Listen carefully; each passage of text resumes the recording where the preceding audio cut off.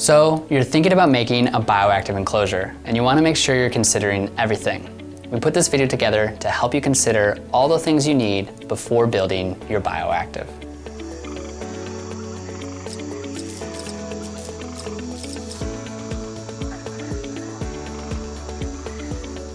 Hey everyone, Kevin with Pangea, here to share with you what we think you should be considering before you embark on your first bioactive build. If you're experienced already, then stick around and maybe you'll learn something new or lend some advice to the community in the comments. This list is thorough, but might not include everything, so we encourage you to do thorough research on your specific animal. Don't worry if this seems like too much information all at once. We have this on our blog with a worksheet for you to download. You can find that link in the description. The first thing for you to think about is if this terrarium is going to house an animal. For this video, we are going to assume that you're putting a reptile or amphibian in your enclosure. You need to make sure you consider the space that that animal will need. First, determine the enclosure style. If your animal is tree climbing, then it is arboreal. In this case, you want to make sure the tank favors height over floor space. However, if the animal jumps, you'll also want to make sure that there's enough horizontal and diagonal space for those hops. If your animal is not much of a climber and spends most of its time on the ground, then most likely it's terrestrial, and you'll want to favor floor space over height. Some reptiles are fossorial, which means they burrow. Enclosures for these animals should favor horizontal space, but offer a deep enough bottom to allow for substrate to create burrows. There are also aquatic and semi-aquatic reptiles that need a deep bottom, so you can include a water feature.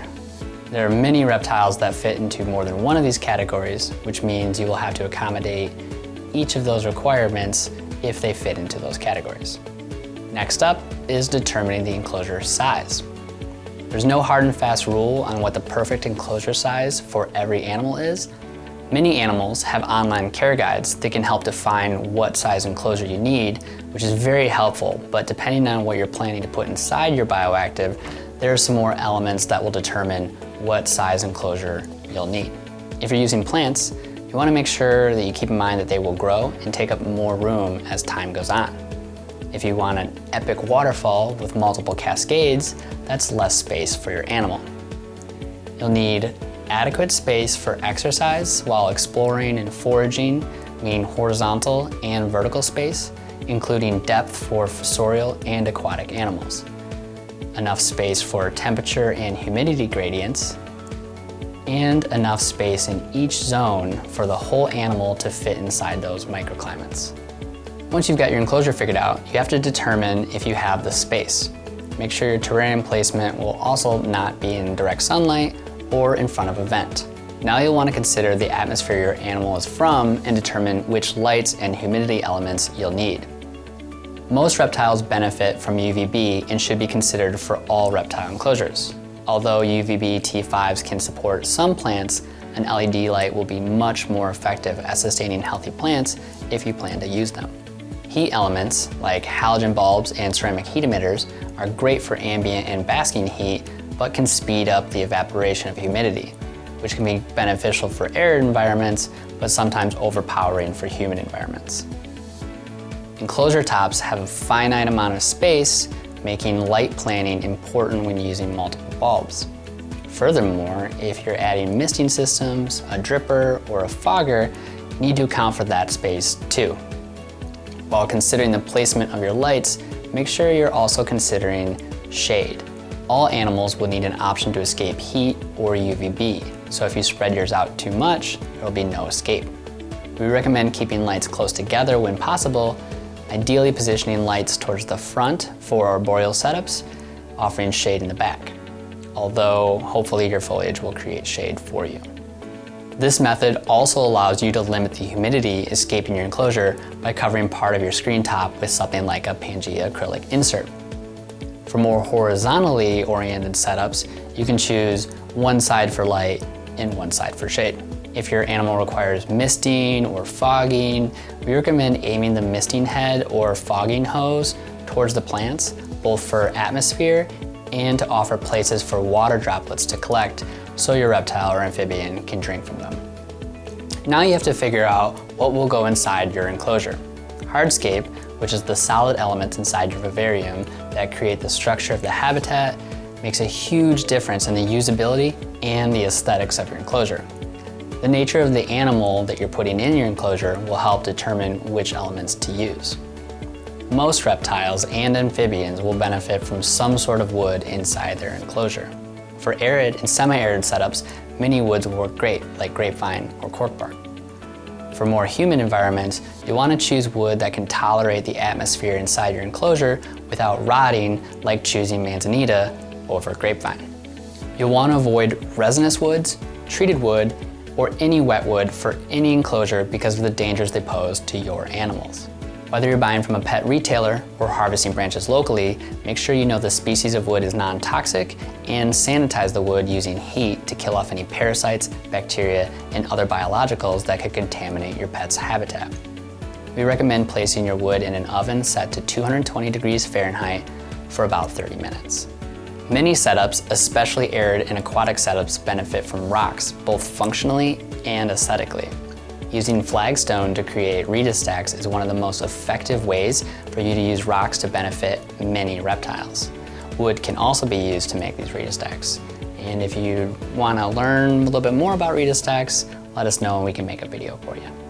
When incorporating rocks or stone into your build, you need to make sure that you have identified the stones to be non-toxic, and if they do leach, to make sure that minerality is going to be safe for your pet. Luckily, the aquarium hobby has established a wealth of knowledge and commonly available rocks for you to consider. You will also want to sanitize the rocks or stone. Some rocks are porous, so we generally recommend heat over chemical sanitization. When placing your wood or stone, there are many things to consider as well. First and foremost is the safety of your animal. Heavy objects need to be secured to the bottom of your tank, and no items should be placed in a position that they're easily toppled over or could collapse onto your animal. We're talking about keeping pets, not making pancakes. Second is functionality. To have your hardscape function, place branches at usable angles for your specific creature. Do your research if this pet is new to you, and observe your pet's preferences if you're giving them an upgrade. Branches at horizontal and diagonal angles work for almost all setups, but you'll want to offer vertical climbing for arboreal animals as well. You want to make sure that you consider where your animal will be at different times of the day. Set branches or stone in synchronicity with your basking light to offer an adequate basking spot, including the size and angle of the hardscape.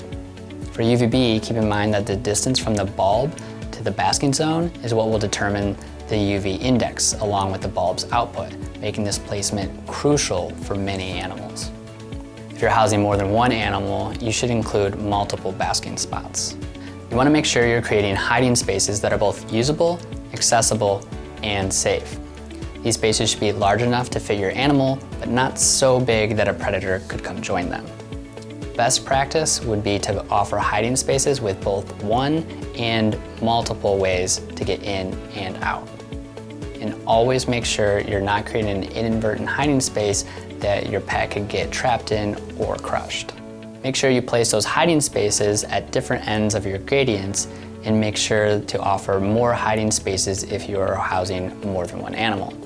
Aesthetics would be the last thing for you to consider after you've made a safe and effective hardscape for your critter, but we'll discuss those in some other videos. And we can't forget the dishes. Although these are often the last thing added to a bioactive, placing your food and water dish should be considered early. Incorporating the dishes into your hardscape plan makes sure that there's room for them at the end. The next thing for you to think about adding to your enclosure is plants. When most of us picture bioactive enclosures, we think of beautiful, lush green habitats filled with glistening tropical plants. But those enclosures are designed for specific animals that might not work for your pet. Depending on your animal and setup, here are some things we think you should be considering before adding plants to your enclosure. For arid and temperate setups, consider leaving your plants potted so you can take them out to water them without flooding your animal's home. The double pot method, where you have one pot secured to your enclosure holding the second pot with the plant inside, is a great way to achieve this. Generally, many plants will struggle in arid setups, so we recommend sticking to succulents for those. Tropical habitats open the doors to many plants, but not all will work best for you. Common vining plants like mini epipremnum, philodendrons, and monsteras can look amazing scaling the back wall inside your terrarium, but most of these will take over a habitat, eventually outcompeting many of the plants if left alone. So we recommend occasional trimming to prevent this. The vines I just mentioned are hardy and durable, allowing them to stand up to many animals. But many beautiful plants like begonias, alocasias, and syngoniums make for poor landing pads for adult crested geckos and will get completely erased by a roaming boa. Make sure your plants are sturdy enough to survive your animal, and pair delicate plants with lightweight animals. Woody plants like Scheffleras or Ficus benjamina add climbing branches and a more forested aesthetic, but these can also outgrow most enclosures.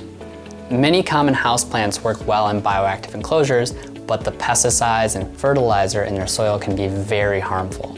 So we recommend removing the soil and washing your plants before placing them in your terrarium. You can take this a step further by flushing your plants before you wash them by thoroughly watering your plant's soil with clean water in the weeks leading up to planting them in your tank. You can also buy your plants ready to plant from vendors specializing in terrarium plants. One of our favorites is Glassbox Tropicals. Now let's talk about your cleanup crew. Arid setups can be difficult to have microfauna in. Many commonly available detritivores will desiccate in those habitats. Isopods like Persilionidas pruinosus have proven somewhat tolerant of drier climates, and some beetles like darkling beetles are also an option for semi-arid setups. Tropical and subtropical setups will do best with a combination of springtails and isopods. Some isopods are better than others as a cleanup crew.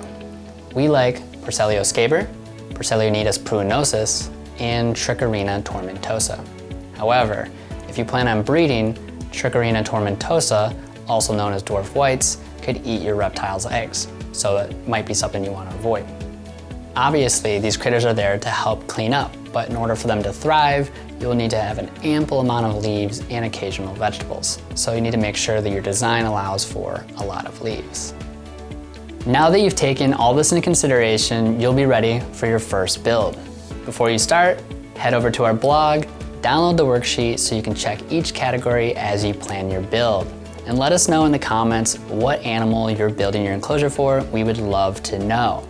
Make sure you shop PangeaReptile.com to grab all the products you need to set up your enclosure.